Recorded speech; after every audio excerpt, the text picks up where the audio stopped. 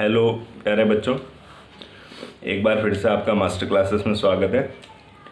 और आज हम जो सॉलिड स्टेट में नया टॉपिक पढ़ने जा रहे हैं वो है हमारा वाइट्स।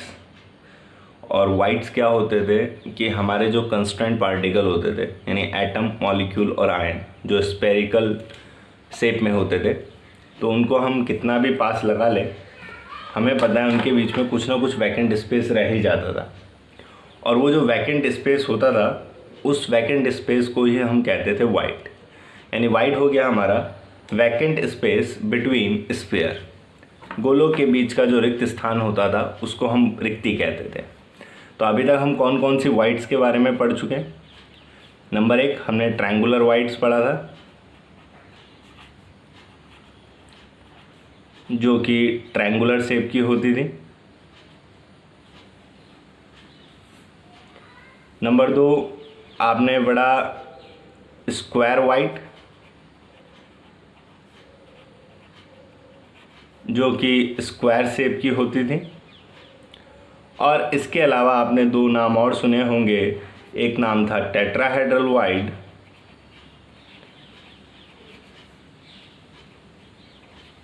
और एक नाम था ऑक्टाहेड्रल वाइड। इसके अलावा एक वाइड और होती है जिसको हम कहते हैं क्यूबिकल वाइड। तो अभी जो हमने पढ़ना है वो केवल टेट्राहेड्रल वाइड और ऑक्टाहेड्रल वाइड के बारे में पढ़ना है।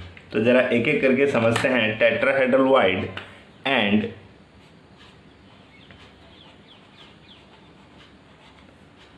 क्यूबिकल वाइड के बारे में। तो सबसे पहले स्टार्ट करते हैं टेट्राहेड्रल वाइड की। तो सबसे पहला क्वेश्चन उठता है कि टेट्राहेड्रल वाइड कब फॉर्म होती है। तो उसके लिए हमें क्या करना पड़ेगा, मान लीजिए कि हमारे पास ये एक ट्रायंगुलर वाइड है, इस तरीके से किसी लेयर में बनी हुई। जो हम क्लोज पैकिंग पढ़ रहे थे तो वहाँ पे आपने देखा था कि वहाँ पे आपके पास ट्रायंगुलर वाइड बन रही थी। तो ये किसी लेयर में बनी हुई ट्रायंगुलर वाइड है। अगर आप इस ट्रायंगुलर वाइड को कवर करते हुए एक स्फीयर ऊपर से या फिर नीचे से रख दें, इस ट्रायंगुलर वाइड को कवर करते हुए एक स्फीयर ऊपर से या फिर नीचे से रख दें, तो जो इन 4 स्फीयर के बीच का वैकेंट स्पेस होता है, इस स्पेस को ही, वैकेंट स्पेस को ही हम टेट्राहेड्रल वाइड कहते हैं। एक बार रिपीट कर रहा हूँ कि टेट्राहेड्रल वाइड कब बनेगी, कि आपके पास एक ट्रायंगुलर वाइड है और उस किसी लेयर में कोई ट्रायंगुलर वाइड है और उस ट्रायंगुलर वाइड को कवर करते हुए आप एक स्फीयर ऊपर से या फिर नीचे की तरफ से रख दें, तो उन 4 स्फीयर के बीच का जो वैकेंट स्पेस बनेगा उसको हम टेट्राहेड्रल वाइड कहते हैं। अब नेक्स्ट क्वेश्चन उठता है कि इनके 4 स्फीयर के बीच के वैकेंट स्पेस को टेट्राहेड्रल वाइड एक्चुअल में कहा क्यों गया है। तो उसका रीज़न ये है कि अगर मैं इन स्फीयर को पॉइंट्स की फॉर्म में बनाऊं, तो सबसे पहले मैं इन 3 स्फीयर को पॉइंट्स की फॉर्म में बना रहा हूं। तो ये हमारा फर्स्ट स्फीयर, ये हमारा सेकंड स्फीयर और ये हमारा थर्ड स्फीयर, जो कि ट्रायंगुलर फॉर्म में लगे हुए थे इस तरीके से, राइट। अब एक फोर्थ स्फीयर जो कि ब्लू कलर से बना है, वो इसके ऊपर रखा हुआ था, तो उसको मैंने यहाँ शो कर दिया और मैंने इनको मिला दिया। तो अगर मैं इन चारों स्फीयर को एक दूसरे से मिलाऊं तो मेरे पास एक ज्योमेट्री बनती है जिसको हम बोलते हैं टेट्राहेड्रल ज्योमेट्री। और इस कारण से ही इस वाइड का नाम पड़ा है टेट्राहेड्रल वाइड। खास बात कि यहाँ पे जो वैकेंट स्पेस है, जो वाइड है, उसका शेप टेट्राहेड्रल नहीं है, बल्कि जिन 4 स्फीयर से ये मिलकर बना हुआ है, उन 4 स्फीयर की जो ज्योमेट्री है वो टेट्राहेड्रल है, इसलिए इसका नाम टेट्राहेड्रल वाइड पड़ा है। कुछ इस तरीके से दिखाई देता है हमारा टेट्राहेड्रल ज्योमेट्री। तो इसमें 3 स्फीयर यहाँ नीचे की तरफ लगे हुए और एक फोर्थ स्फीयर यहाँ ऊपर लगा हुआ है। 3 स्फीयर नीचे की तरफ और एक फोर्थ स्फीयर ऊपर की तरफ लगा हुआ। और इन चारों स्फीयर के बीच का जो वैकेंट स्पेस होगा, उस वैकेंट स्पेस को टेट्राहेड्रल वाइड कहते हैं। यानी हम इसकी डेफिनेशन लिख सकते हैं, it is the vacant space between 4 sphere which arranged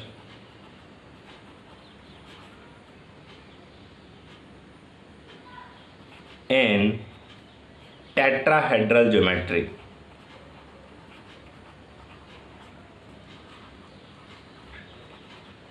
यानी हम कह सकते हैं चतुष्फलकीय ज्यामिति में लगे हुए चार गोलों के बीच के रिक्त स्थान को चतुष्फलकीय रिक्ति कहा जाता है। इसके अलावा खास बात कि यहाँ पे वाइट और स्पेयर का जो रेशियो होता है वो 2:1 होता है और इस पे न्यूमेरिकल पूछे जाते हैं बेटा बहुत सारे। मतलब कहने का मतलब कि अगर आपके पास मान लीजिए 100 स्पेयर है और उन 100 स्पेयर को आपने HCP या CCP में अरेंज किया हुआ है तो उस केस में जो नंबर ऑफ वाइट्स होंगी वो 200 होंगी। मतलब ये समझिए कि एक स्पेयर से 2 वाइट टेट्राहेड्रल वाइट रिलेटेड होती है। एक बार रिपीट कर रहा हूँ कि अगर आपके पास 100 स्पेयर हैं और 100 स्पेयर को आपने HCP या CCP अरेंजमेंट में लगाया है तो उस केस में जो नंबर ऑफ वाइट्स होंगी वो 200 होगी। कहने का मतलब कि एक स्पेयर से 2 टेट्राहेड्रल वाइट रिलेटेड होती है। इसको आप कुछ इस तरीके से समझ सकते हैं जैसे कि आप लोगों को याद हो कि जब हम टेट्राहेड्रल वाइड को कवर कर रहे थे तो वहाँ पे फर्स्ट लेयर थर्ड लेयर के जैसे थी, सेकंड लेयर फोर्थ लेयर के जैसे थी, ऐसे थर्ड लेयर सिक्स्थ लेयर के जैसे थी। मतलब ए बी टाइप अरेंजमेंट आता था हमारे पास। तो मान लीजिए नीचे के जो 3 स्पेयर है ये हमारी फर्स्ट लेयर में बने हुए हैं और ये हमारी सेकंड लेयर का स्पेयर है ऊपर की तरफ। और हम ये जानना चाह रहे हैं कि ये जो हमारा सेकंड स्पेयर है, ये वाला जो स्पेयर है, ये कितनी वाइट से रिलेटेड है।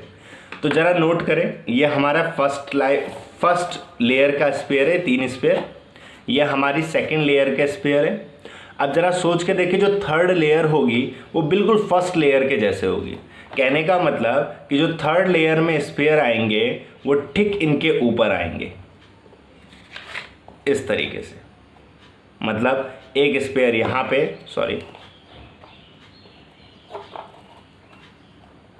मतलब एक स्पेयर इसके ऊपर, एक स्पेयर इसके ऊपर, एक स्पेयर इसके ऊपर, जिसके कारण होगा क्या कि ये जो यहाँ पे का स्पेयर होगा एक टेट्राहेड्रल वाइड इसके लिए नीचे की तरफ होगी तो वहीं एक टेट्राहेड्रल वाइड इसके ऊपर की तरफ होगी। कहने का मतलब कि एक स्पेयर 2 वाइड से रिलेटेड होता है। इसलिए अगर आपके पास 100 स्पेयर हैं और आपने उनको HCP या CCP अरेंजमेंट में लगाया तो जो नंबर ऑफ वाइड्स होंगी वो 200 होंगी। नेक्स्ट अगर बात करें थर्ड, यहाँ पे रेडियस ऑफ टेट्राहेड्रल वाइड और रेडियस ऑफ स्फीयर के बीच जो रिलेशन होता है वो 0.225 होता है, जिसको अभी हम आगे प्रूफ करेंगे। रेडियस ऑफ टेट्राहेड्रल वाइड और रेडियस ऑफ स्फीयर, इन दोनों के बीच जो रिलेशन होता है वो होता है R = 0.225 R। चतुष्फलकीय रिक्ति की त्रिज्या और गोले की त्रिज्या के बीच जो संबंध है वो है स्मॉल r = 0.225 R। याद रखिएगा, यह है रेडियस ऑफ टेट्राहेड्रल वाइड, जबकि यह है रेडियस ऑफ स्फीयर।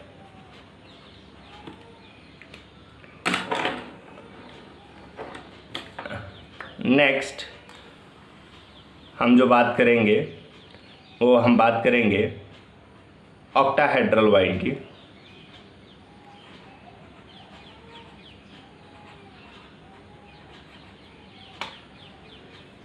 अष्टफलकीय रिक्ति की बात करेंगे। तो ज़रा समझते हैं कि ऑक्टाहेड्रल वाइड कब बनती है। तो मान लीजिए हमारे पास ये किसी लेयर में स्पेयर लगे हुए और इनके बीच एक वाइड है, ट्रायंगुलर वाइड, जो कि डाउनवर्ड है, नीचे की तरफ है जिसका। अब अगर आप इसके ऊपर 3 स्फीयर को ऐसे अरेंज करें कि उनका अरेंजमेंट बिल्कुल इसके अपोजिट हो, मतलब उनकी जो ट्रायंगुलर वाइड हो वो अपवर्ड हो, कुछ इस तरीके से। इसमें हमारा एक स्पेयर ऊपर, दो स्पेयर नीचे थे, और अगर हम इसके ऊपर कुछ इस तरीके से लगाएं कि दो स्पेयर ऊपर और एक स्पेयर नीचे, कहने का मतलब जिनकी ट्रायंगुलर वाइड ऊपर की तरफ है, तो उस केस में इन 6 स्पेयर के बीच का जो वैकेंट स्पेस बनेगा उसी को हम ऑक्टाहेड्रल वाइड कहते हैं। अब ऐसा नाम क्यों पड़ा है ज़रा समझिए। उसका रीज़न ये है कि सबसे पहले नीचे की लेयर के मैं 3 स्पेयर बनाने जा रहा हूँ, तो उसमें से एक स्पेयर ऊपर की तरफ था और 2 स्पेयर नीचे की तरफ थे, कुछ इस तरीके से, और उनको मैंने मिला दिया इस तरीके से। फिर इसके बाद इसके ऊपर की लेयर के अगर स्पेयर की बात करें तो उनमें 2 स्पेयर ऊपर की तरफ दिखा रखे थे इस तरीके से, और एक स्पेयर इस तरीके से।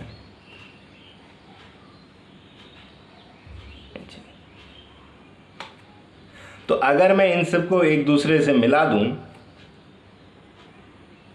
तो मेरे पास जो ज्योमेट्री आती है उस ज्योमेट्री को हम ऑक्टाहेड्रल कहते हैं, और इस कारण से इस वाइड को ऑक्टाहेड्रल वाइड कहते हैं।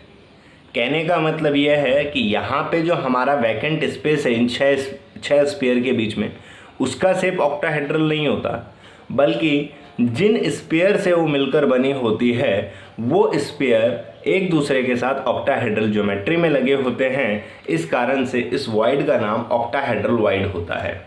ऑक्टाहेड्रल ज्योमेट्री कुछ दिखने में इस तरीके की होती है। इस तरीके से 4 फेस ऊपर की तरफ दिखाई दे रहे होंगे, और ऐसे 4 फेस आपको किधर की तरफ दिखाई दे रहे होंगे, नीचे की तरफ दिखाई दे रहे होंगे, इसलिए इसको ऑक्टाहेड्रल ज्योमेट्री बोलते हैं। और यहाँ पे स्पेयर कहाँ कहाँ पे होगा, एक स्पेयर ये रहा, 2 3 4 5 6, और इन 6 स्पेयर के बीच का जो वैकेंट स्पेस होगा उस वैकेंट स्पेस को हम कहते हैं ऑक्टाहेड्रल वाइड। खास बात, डेफिनेशन हम किस तरीके से लिख सकते हैं, यहाँ पे हम कहेंगे it is the vacant space between 6 sphere which arranged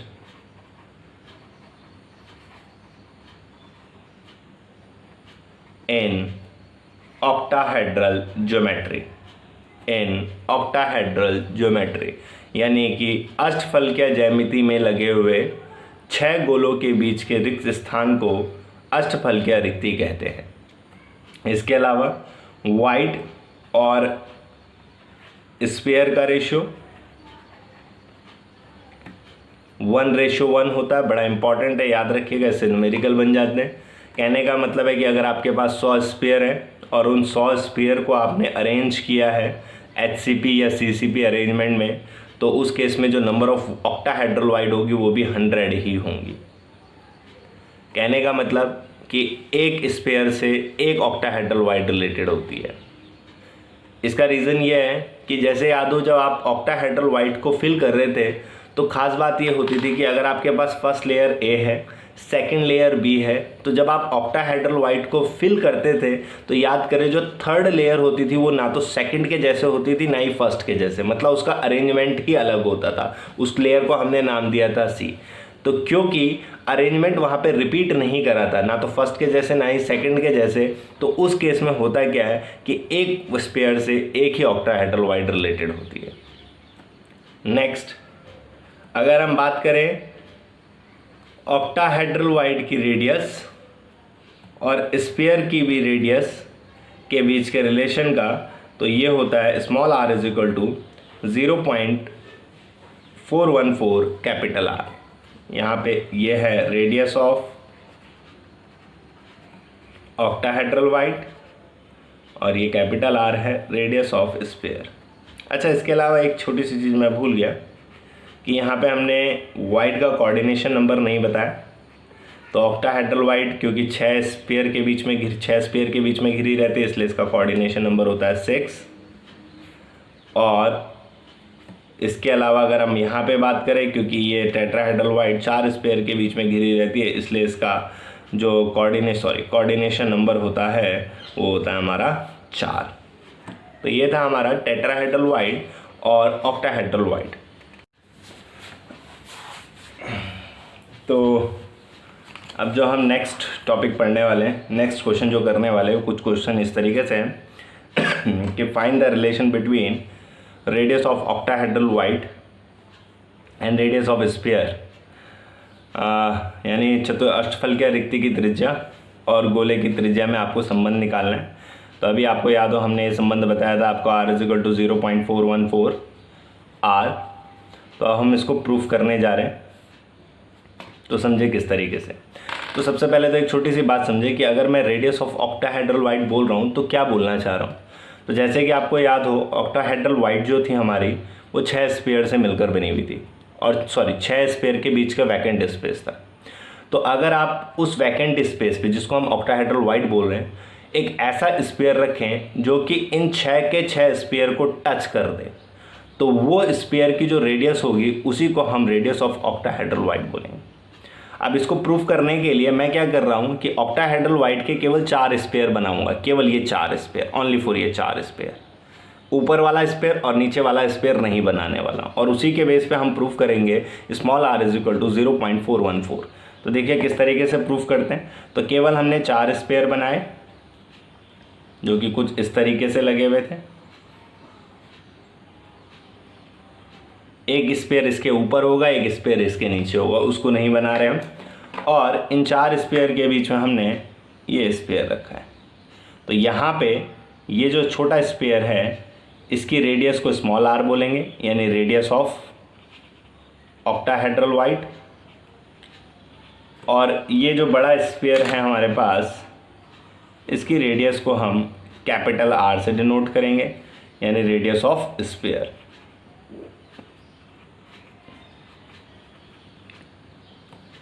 अब हम किस तरीके से करेंगे, तो सबसे पहले हम इनको मिला लेते हैं। सेंटर को मीट कर दिया मैंने, तो नोट करें ये हमारा 2r होगा क्योंकि ये रेडियस कैपिटल R, ये रेडियस कैपिटल R। सेम ये भी हमारा 2r होगा क्योंकि ये r और ये r, और ये हमारी जो होगा हाइपोटेनियस वो होगा 2 capital R + 2 small r। Reason क्योंकि ये है रेडियस कैपिटल R, ये है रेडियस कैपिटल R, और ये हमारा डायमीटर 2r, तो इसलिए 2r + 2r। अब बस हमें एक राइट एंगल ट्रायंगल बनता हुआ दिखाई दे रहा है, एक समकोण त्रिभुज बनता हुआ दिखाई दे रहा है। हम इस पे लगा देते हैं अपनी पाइथागोरस थ्योरम। तो बाय पाइथागोरस थ्योरम हमारे पास हाइपोटेनियस का स्क्वायर यानी 2r + 2r का whole square is equal to base का स्क्वायर यानी 2r का होल स्क्वायर प्लस हाइट का स्क्वायर यानी 2r का होल स्क्वायर, यानी परपेंडिकुलर का स्क्वायर। ये हो जाएगा 2r + 2r का होल स्क्वायर। ये 2 टाइम आ रखा है तो इसको क्या लिख देंगे हम 2 × 2r का होल स्क्वायर। बोथ साइड अगर स्क्वायर रूट ले लिया जाए, अंडर रूट ले लिया जाए, तो यहाँ से क्या होगा, स्क्वायर रूट लेने पे यहाँ से स्क्वायर हट जाएगा, यहाँ पे स्क्वायर रूट लेने पे ये √2 हो जाएगा, और यहाँ पे स्क्वायर रूट लेने से स्क्वायर हट जाएगा यानी √2 × 2r। इसके बाद 2 से सारे 2 कैंसिल हो रहे हैं, तो यहाँ पे r + स्मॉल r ये हो जाएगा √2r। कैपिटल R एक तरफ ले लिया हमने, small r is equal to capital R common ले लेंगे तो हमारे पास √2 - 1 कैपिटल R, यानी small r is equal to √2 की वैल्यू होती है 1.414 - 1 कैपिटल R, तो small r is equal to होगा 0.414 कैपिटल R। तो ये हमारे पास रिलेशन आ गया। नेक्स्ट इसी टाइप का रिलेशन अब हम टेट्राहेड्रल वाइड के लिए निकालने जा रहे हैं, तो समझिएगा किस तरीके से इस रिलेशन को निकाला जाएगा टेट्राहेड्रल वाइड के लिए। तो क्वेश्चन है find the relation between radius of tetrahedral void and radius of sphere. चतुष्फलकीय रिक्ति की त्रिज्या और गोलों की त्रिज्या में संबंध निकालें। तो ज़रा समझिएगा हम इसको किस तरीके से निकाल सकते हैं। तो सबसे पहले इसको समझने के लिए मैं आपको ये समझाऊंगा कि अगर मेरे पास एक क्यूब है तो हम उस क्यूब में टेट्राहेड्रल ज्योमेट्री को किस तरीके से दिखाते हैं। तो उसको लिए हमने क्या किया, सबसे पहले एक क्यूब को ड्रॉ कर लिया इस तरीके से, एक क्यूब को ड्रॉ कर लीजिए। और अब मैं इस क्यूब में टेट्राहेड्रल ज्योमेट्री किस तरीके से हम दिखाते हैं वो समझाऊंगा। तो इसके लिए हम क्या करेंगे, सबसे पहले इसके किसी भी एक कॉर्नर पे एक स्फीयर बना लेंगे हम, जिनकी रेडियस कैपिटल आर है। अब हम ये देखेंगे इस कॉर्नर से कितने फेस जाते हैं। अगर नोट करें इस कॉर्नर से कितने फेस जा रहे हैं, एक अपर फेस जाता हुआ दिखाई दे रहा है, एक ये फ्रंट वाला फेस जाता हुआ दिखाई दे रहा है, और एक ये साइड वाला फेस जाता हुआ दिखाई दे रहा है। एक कॉर्नर से हमेशा 3 फेस जाते हैं। तो अब हम क्या करेंगे, इसके फेस डायगोनल पे अदर स्फीयर बना देंगे। मतलब एक स्फीयर यहाँ बना दिया, सेम इसके फेस डायगोनल में एक स्फीयर यहाँ बना दिया, और सेम इसके फेस डायगोनल में एक स्फीयर ये बना दिया। तो ये जो हमारे 4 स्फीयर लगे होंगे, ये 4 स्फीयर टेट्राहेड्रल ज्योमेट्री में लगे होंगे। आप चाहे तो इनको मीट करके देख लें, आपको एक टेट्राहेड्रल ज्योमेट्री बनती हुई दिखाई देगी इस तरीके से, अगर आप मीट करके देखेंगे। तो एक बार रिपीट कर रहा हूँ कि किसी भी क्यूब में अगर हमें टेट्राहेड्रल ज्योमेट्री को शो करना है तो उसको शो करने का तरीका होता है कि आप किसी भी एक कॉर्नर पे एक स्फीयर बना लीजिए, फिर उस कॉर्नर से 3 फेस पास होते हैं और उनके फेस डायगोनल पे आप अदर स्फीयर बना दीजिए। तो वो 4 स्फीयर जो बने होंगे वो टेट्राहेड्रल ज्योमेट्री में बनेंगे। और इन 4 स्फीयर के बीच में जो वैकेंट स्पेस है, उस वैकेंट स्पेस को ही हम कहेंगे टेट्राहेड्रल वाइड। खास बात, ये स्फीयर इतने दूर दूर नहीं है, ये स्फीयर एक दूसरे से जुड़े हुए हैं बेटा। इसकी रेडियस है हमारे पास स्मॉल आर। अब हम किस तरीके से करेंगे ज़रा समझना। सबसे पहले आप याद करें, अगर इसकी इसकी साइड की लेंथ स्मॉल a है, तो याद करें हमने बताया था length of face diagonal, length of face diagonal √2a।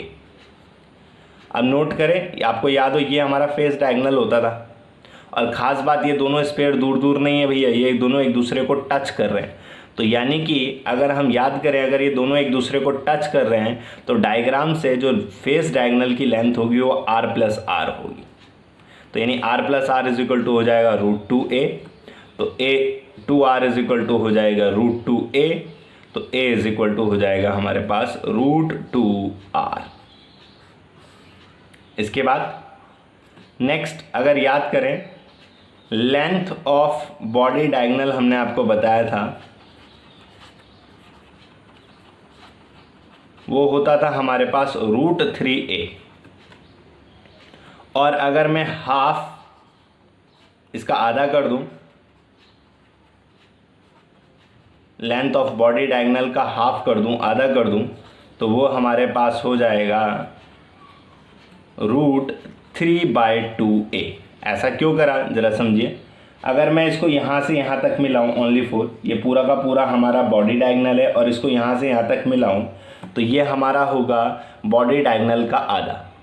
अगर इसकी रेडियस कैपिटल आर है और इसकी रेडियस स्मॉल आर है, तो इसका मतलब हाफ ऑफ बॉडी डायगोनल इस डायग्राम के अकॉर्डिंग होगा capital R plus small R. एक बार रिपीट कर रहा हूँ, यहाँ से लेके यहाँ तक की जो लेंथ, क्योंकि एक दूसरे को टच कर रहे हैं, तो capital R plus small R is equal to हो जाएगा √3/2r a। तो ये हो जाएगा 2r + 2r is equal to √3a। a की वैल्यू अभी हमने ऊपर निकाली थी √2r, इसको यहाँ रख दिया हमने, तो 2r + 2 × small r is equal to हो जाएगा √3 × √2 कैपिटल R। तो 2r + 2r is equal to हो जाएगा √6r। और अगर हम इसको सॉल्व करेंगे, सॉल्व करने की जिम्मेदारी आप लोगों की, तो ये आ जाएगा r is equal to 0.225 capital R। तो ये रिलेशन आ गया हमारे लिए, हमारे पास small r is equal to 0.225r। अच्छा, मैं कुछ छोटे छोटे न्यूमेरिकल्स बता देता हूँ शॉर्ट में, जो पूछ लेते हैं एग्जाम में। कुछ इस टाइप के न्यूमेरिकल आ सकते हैं, शॉर्ट में बता रहा हूँ बेटा, क्वेश्चन अपने आप बना लेना। क्वेश्चन न्यूमेरिकल कुछ इस तरीके से हो सकता है कि आपके पास ऐसे बोल देंगे कि आपके पास n स्पेयर है, n स्पेयर जो कि HCP या CCP अरेंजमेंट में लगे हुए हैं। तो आपसे पूछ लेंगे बताइए नंबर ऑफ ऑक्टाहेड्रल वाइड क्या है या नंबर ऑफ टेट्राहेड्रल वाइड बताइए, तो आप किस तरीके से बताएंगे। तो उसको करने का तरीका क्या होगा, क्योंकि हम जानते हैं जो ऑक्टाहेड्रल वाइड होते थे वो नंबर ऑफ स्पेयर के इक्वल होते थे, यानी number of octahedral void is equal to number of sphere. Reason अगर आपको रेशो याद हो इनका तो 1:1 होता था, तो इसलिए ऑक्टाहेड्रल वाइड हमारे पास n ही हो जाएंगी। जबकि अगर नंबर ऑफ टेट्राहेड्रल वाइड की बात करें तो वो 2 टाइम होती है नंबर ऑफ स्पेयर के, नंबर ऑफ स्पेयर का 2 टाइम होता है, क्योंकि रेशो इनका 2:1 था, तो ये हो जाएगा 2n।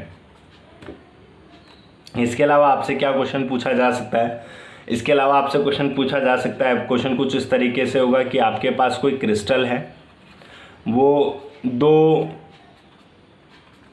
ऐसा कोई क्वेश्चन है कि वो 2 एलिमेंट से मिलकर बना हुआ है x एंड y से, और क्वेश्चन कुछ ऐसा होगा कि x जो है वो या तो HCP अरेंजमेंट में लगा हुआ है या CCP अरेंजमेंट, किसी एक अरेंजमेंट के बारे में बोल देगा कि x HCP या CCP अरेंजमेंट में लगा हुआ है, और y के बारे में बोल देगा कि y जो है वो टेट्राहेड्रल वाइड में फंसा हुआ है, टेट्राहेड्रल वाइड में अरेंज है।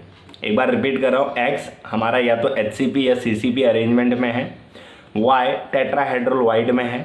तो आपसे पूछ लेगा कि क्रिस्टल का फॉर्मूला बताइए या सॉलिड का फॉर्मूला बताइए। तो आप लोगों को याद हो ऐसे क्वेश्चन पहले भी किए थे, उस टाइम पे मैंने कहा था जहाँ आपको फॉर्मूला निकालना होता है वहाँ पे आपको बस रेशो निकालना होता है, x/y, इसको फाइंड करना होता है और इसके बेस पे हम फॉर्मूला निकालते हैं। तो उसको कैसे निकालेंगे ज़रा समझे। तो हम सबसे पहले क्या कर लेंगे कि x के एटम मान लेंगे कि let number of x atom is n, मतलब आपके पास x के n एटम है जो कि किस अरेंजमेंट में लगे हुए हैं, HCP या CCP अरेंजमेंट में, जो भी क्वेश्चन में दिया हुआ है।